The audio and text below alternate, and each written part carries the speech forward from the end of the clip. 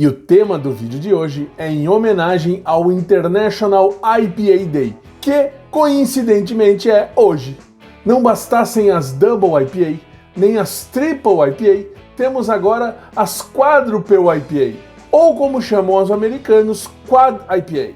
E os números que envolvem esse tipo de cerveja são realmente para nos fazer pensar aonde vai parar esse troço. Por isso, no final do vídeo, convido todos a uma reflexão sobre esse estilo de cerveja. Mas, como não poderia faltar, olá, amantes do pão líquido Tudo Beer! E para facilitar o entendimento, chamarei de IPAs, Double IPAs, Triple IPAs e Quad IPAs. E o que eu preciso dizer em primeiro lugar é que o estilo Quad IPA não existe nem no BJCP, nem na Brewers Association. Eu só fui encontrar no Untappd. Mas, como as demais variações de IPA, esse estilo também pode ser minimamente caracterizado. Falando em outros estilos de IPA, eu fiz um vídeo sobre Cold IPA, White IPA, Red IPA, Black IPA. Um link para este vídeo estará no final desse vídeo aqui que você está assistindo, com essa capa aqui, ó. E assim como se estivéssemos tomando cerveja e conversando em um bar, temos que definir alguns números para saber do que estamos falando quando falamos sobre intensidade alcoólica de cada uma das variações das IPAs. As IPAs vão até 7,5% de álcool.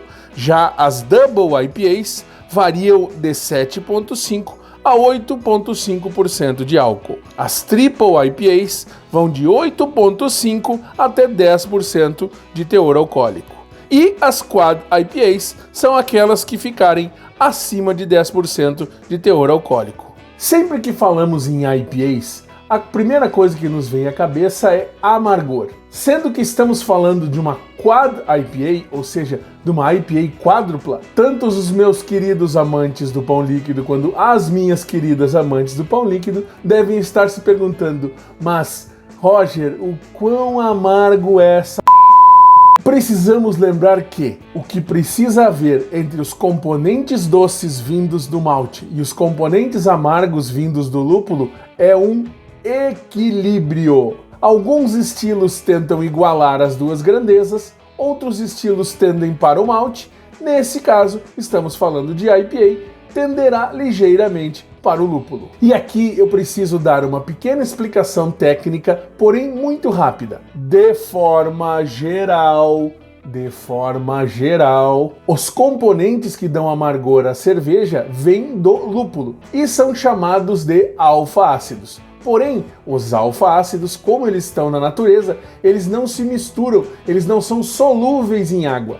Por isso, eles precisam passar por uma reação térmica que acontece na fervura para se converterem em isoalfa-ácidos e aí sim poderem ser misturados à água da cerveja. 1 IBU significa dizer que existe 1 mg de isoalfa-ácido, ou seja, aquele alfa-ácido que passou pela reação térmica da fervura e virou isoalfa-ácido, dissolvido em 1 litro de alguma solução. E nesse caso, a solução onde o isoalfa-ácido está dissolvido é que vai fazer toda a diferença no amargor. Porque se for 1 litro de água, aquele amargor vai parecer muito mais amargo, uma vez que a água é insípida, ou seja, não tem gosto nenhum. Porém, no caso da cerveja, esse 1 mg de isoalfa-ácido está dissolvido no mosto, que tem um monte de açúcar. É basicamente açúcar. Daí porque não podemos dizer que o IBU, International Bitterness Unit, ou Unidades Internacionais de Amargor, é um conceito totalmente confiável quando se vai avaliar o amargor. Porque se for uma cerveja com maior carga maltada, o amargor vai parecer menor. Se for uma cerveja com menor carga maltada, ou seja, menos açúcar, esse amargor vai parecer maior. Você já viu a quantidade de sal que existe numa Coca-Cola? Pois é, no entanto, o seu sabor é doce. É porque a quantidade de açúcar dissolvida nela é dinossauricamente maior que a quantidade de sal. Como todos sabem, não é do feitio das cervejarias divulgarem as fórmulas de suas cervejas. No entanto, eu pesquisando na internet,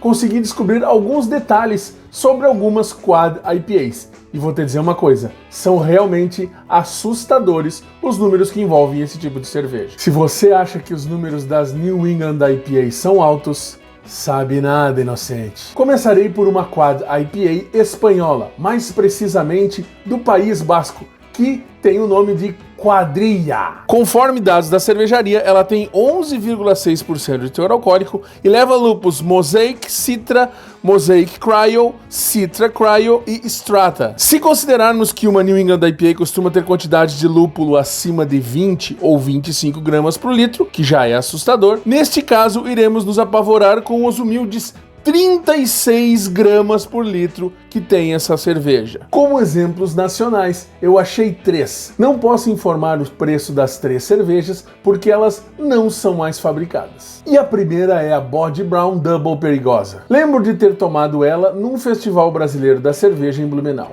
E lembro de não tê-la achado grande coisa, porque o álcool era tanto e o amargor era tanto que uma coisa acabava disputando a atenção da outra, atrapalhando o entendimento daquela cerveja. O segundo exemplar é a Demon Mill, uma Quad IPA colaborativa entre as cervejarias Demônio, Molinários, Sunny Brew e Infected Brewing Co. Esse monstro de 14% de teor alcoólico e 140 IBUs utiliza lúpulos Idaho 7 e Mosaic. E o terceiro exemplar da nossa lista é a Highest Ground, da cervejaria Octopus, uma cervejaria que é referência nacional em cervejas lupuladas, diga-se de passagem. Essa cerveja tem 13,2% de teor alcoólico e não foi divulgado seu IBU. Mas o que chama a atenção é que essa cerveja recebeu 5 dry hoppings, todos diferentes uns dos outros. E aqui, como eu comentei lá no início do vídeo, quero convidar todos a algumas reflexões. Por exemplo, será que precisa fazer uma cerveja